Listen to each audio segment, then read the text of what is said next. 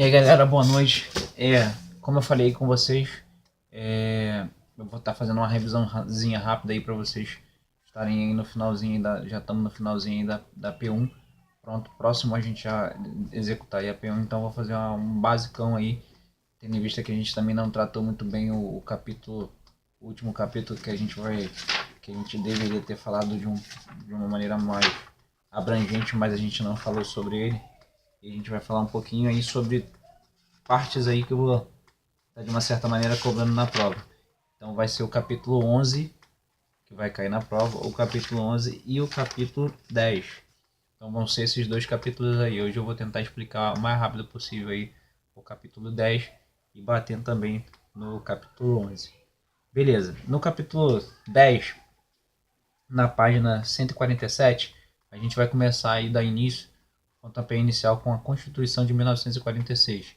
Essa Constituição ela vai ser elaborada aí, tendo em vista o Vargas ainda no Estado Novo, ele ter estabelecido aquela ideia do Estado Novo, de ainda estar sem Constituição.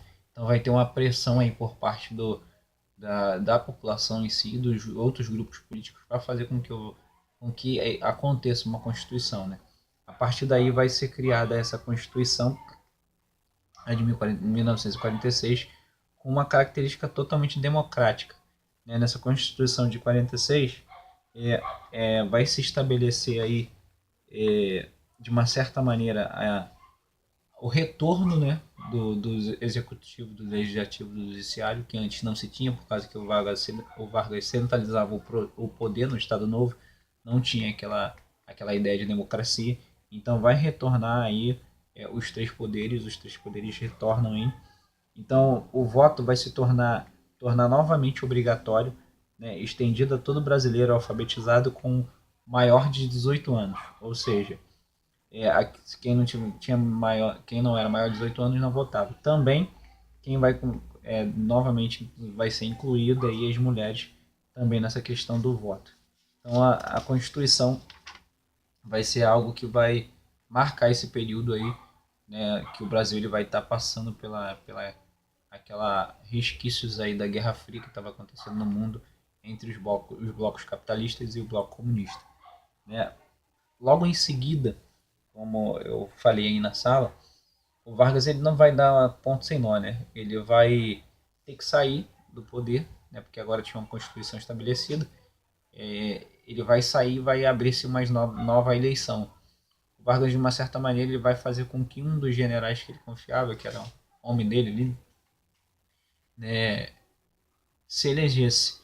Né? Então o, o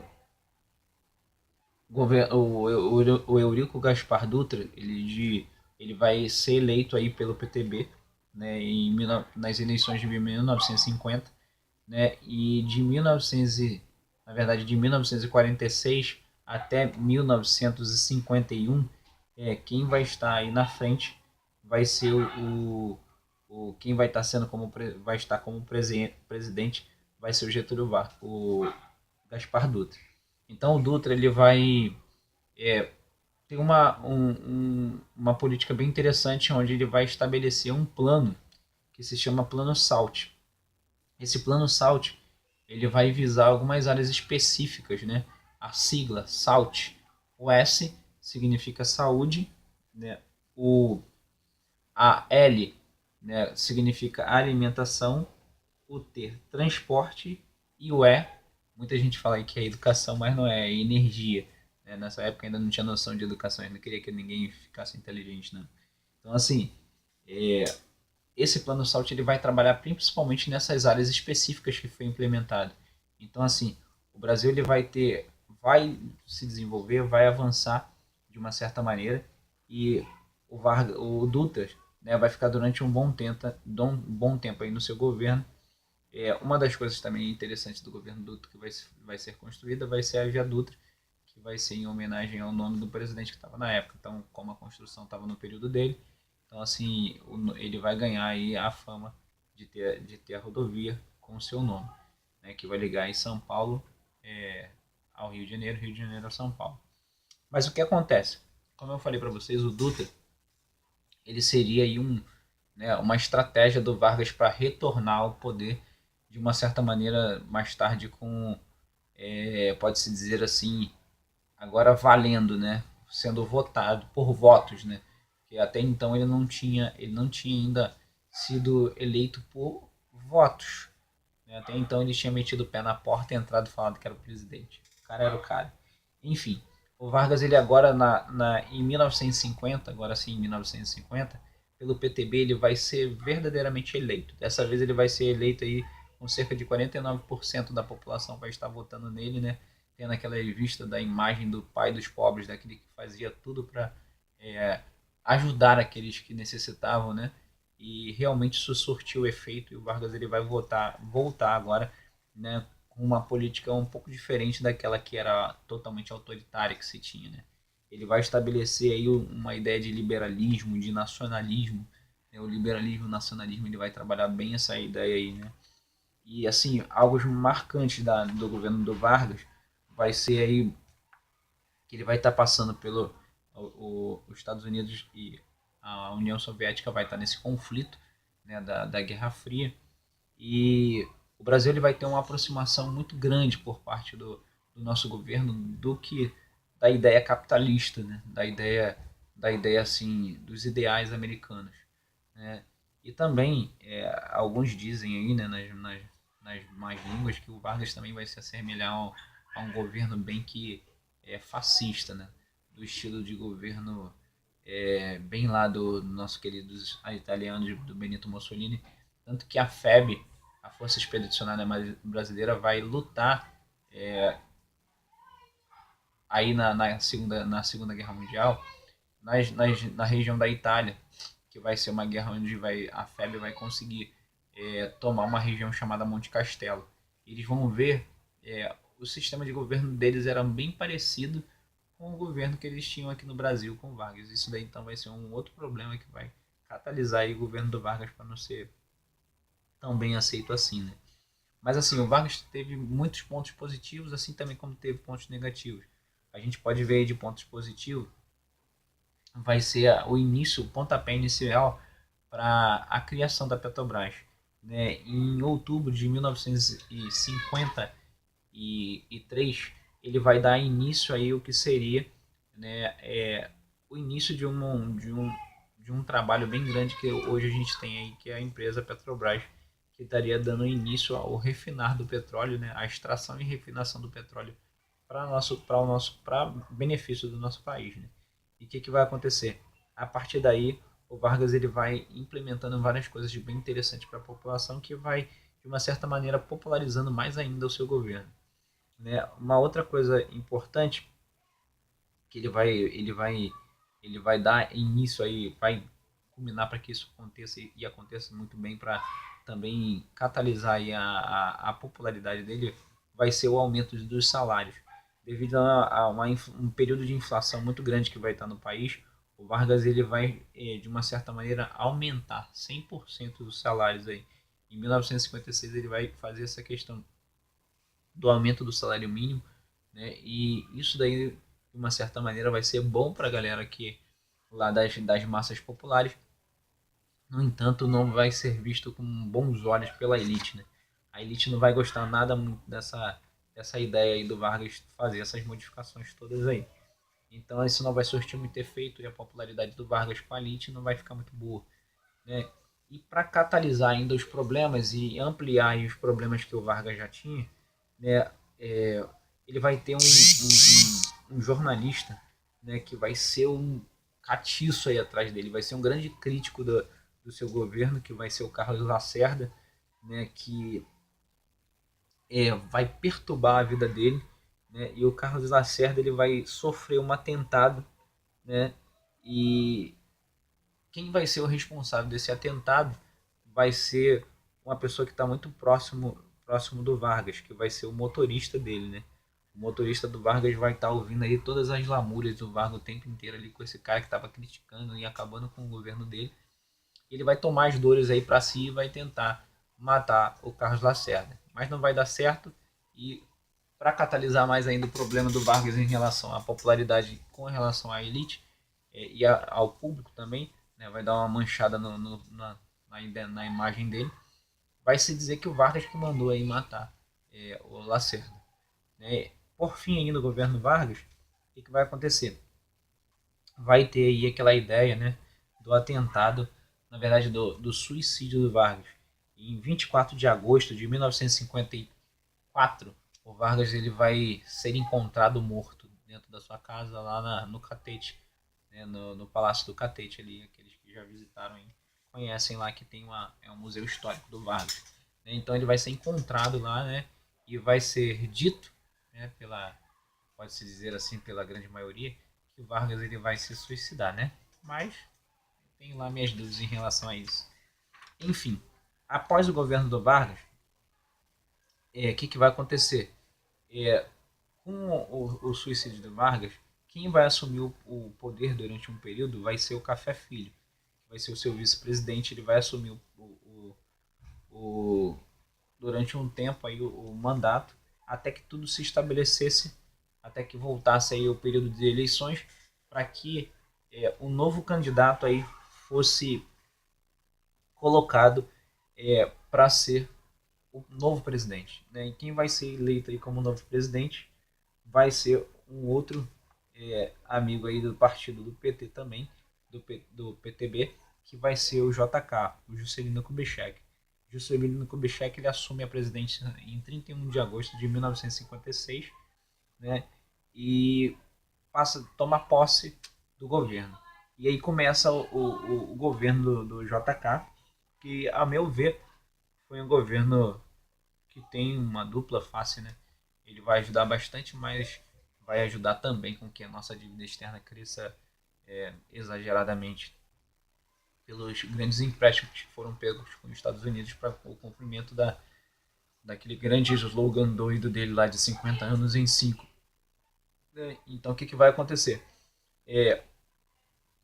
Como eu disse para vocês, ele vai ter um slogan bem assim típico do governo dele, que vai ser assim: 50 anos de progresso em 5 de governo.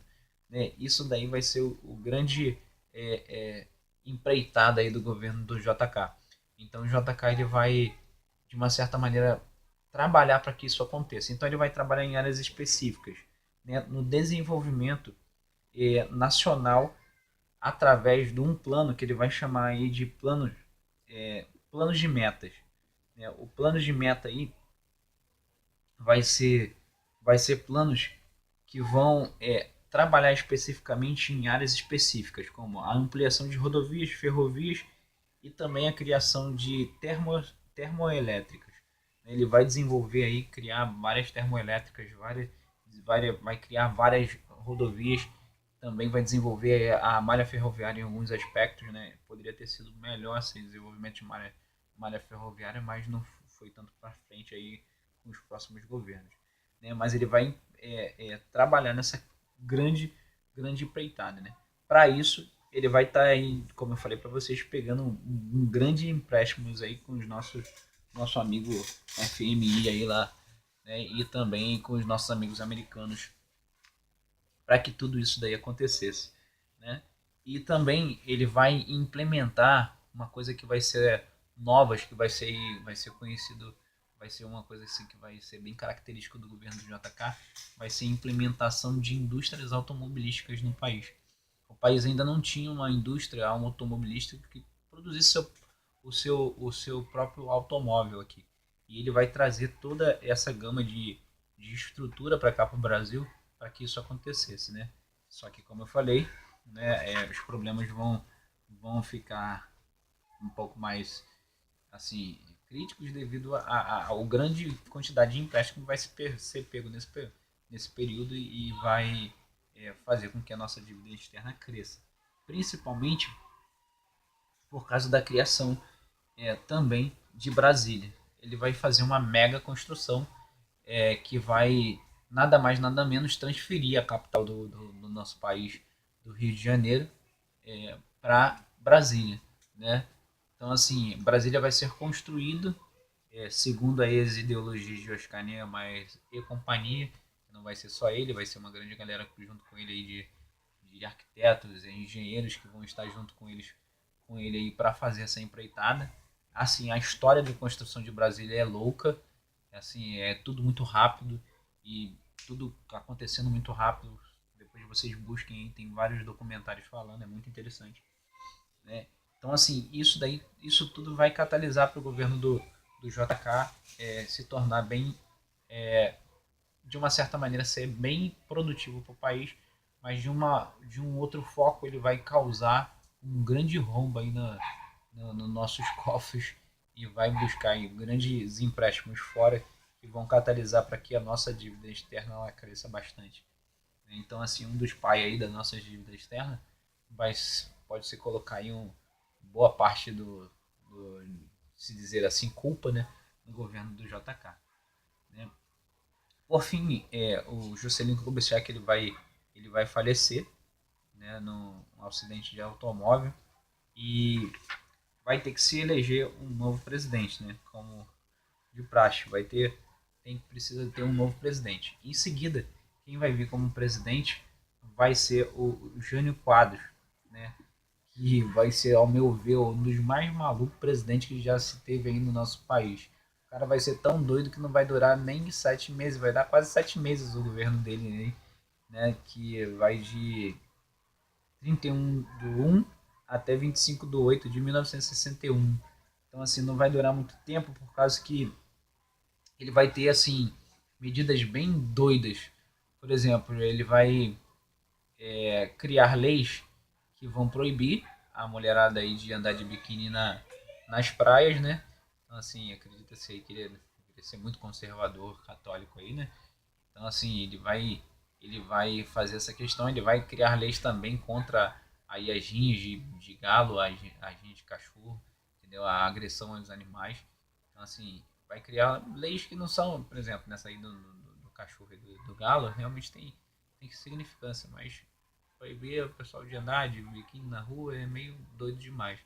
E ele vai ter uma política assim meio que doida, por causa que ele vai tentar se tornar o máximo possível parecer povão, ou seja, ele vai comer, pegar assim pão no meio dos comícios deles e comer para dizer que ele tem uma simplicidade, vai deixar, por exemplo, assim, criar caspas na cabeça para que ele pareça ser na massa, seja popular, entendeu? Então, assim, essas coisas vão fazendo com que o governo dele não fosse muito bem aceito. E para catalisar isso tudo, para assim, de uma maneira catastrófica, fazer com que o governo dele seja um fiasco total, em meio ao conflito que estava acontecendo entre o bloco comunista e o bloco capitalista, ele vai fazer nada mais, nada menos que, como nós participamos do bloco capitalista, né?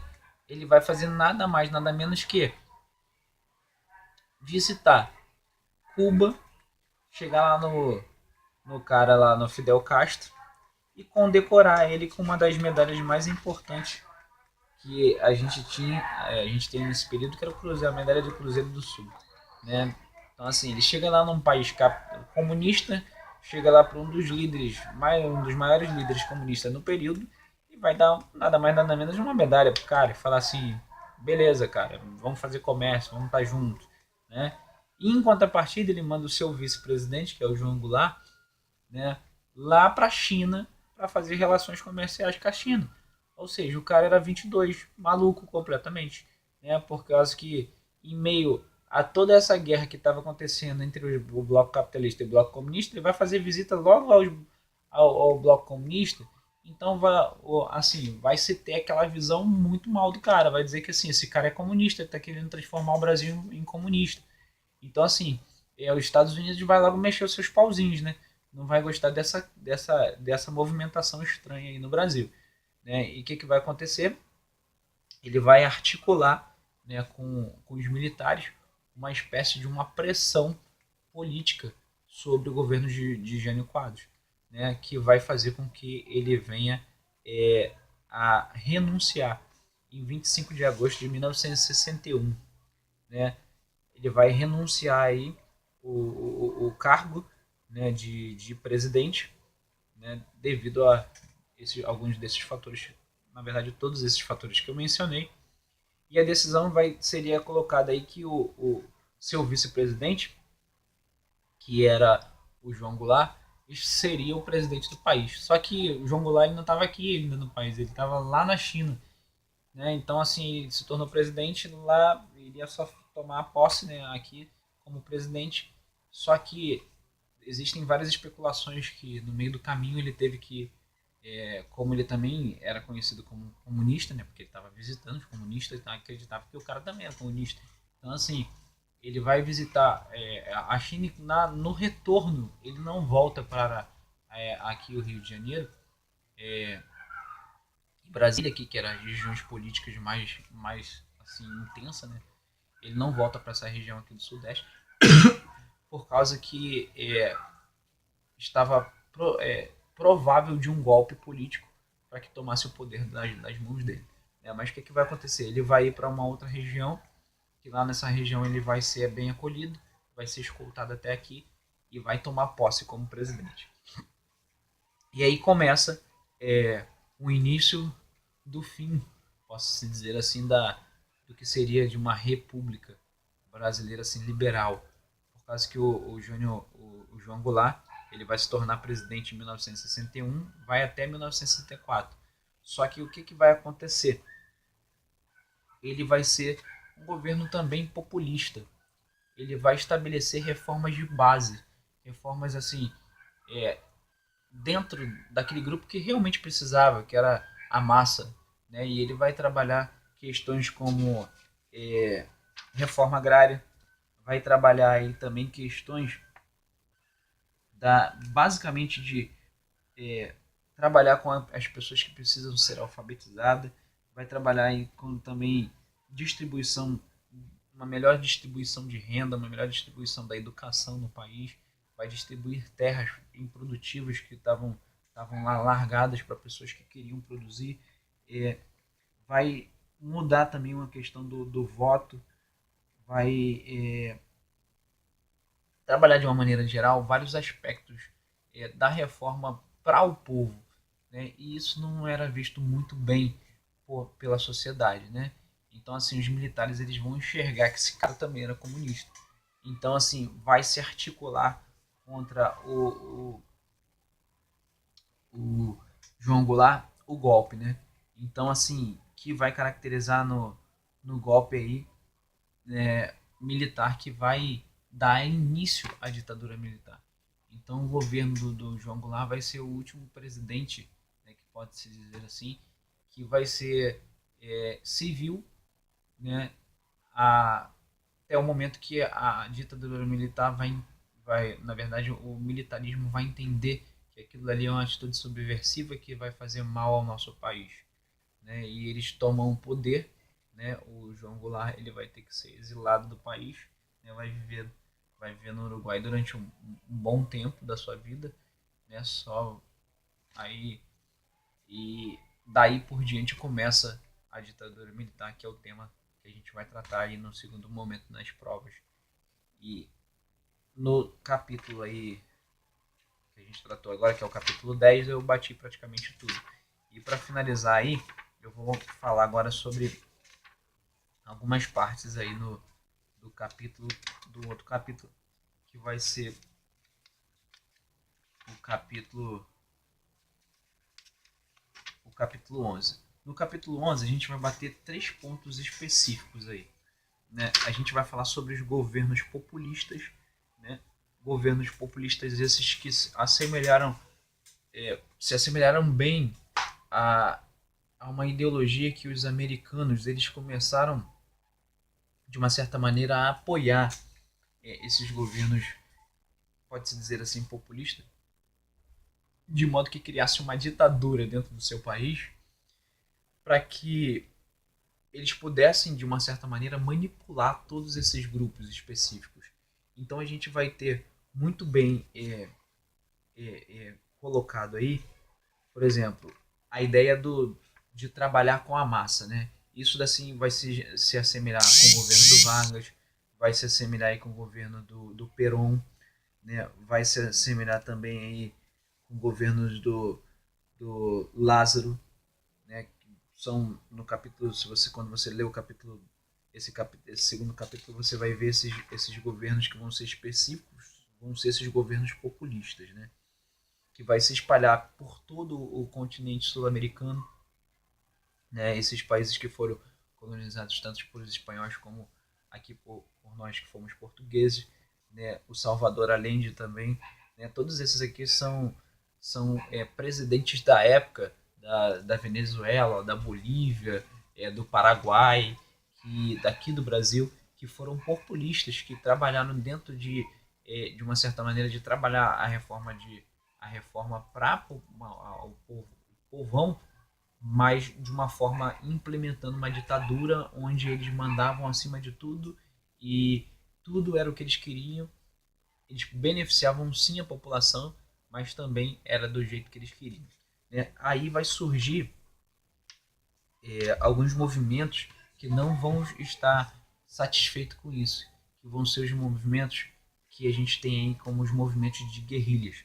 Por exemplo, a gente tem as Farc, que vão surgir aí na Colômbia, por justamente não ter, não gostar dessa pressão política que vai ser feita pelo presidente. Então vai ter um grupo paramilitar que vai se reunir para combater aí, né,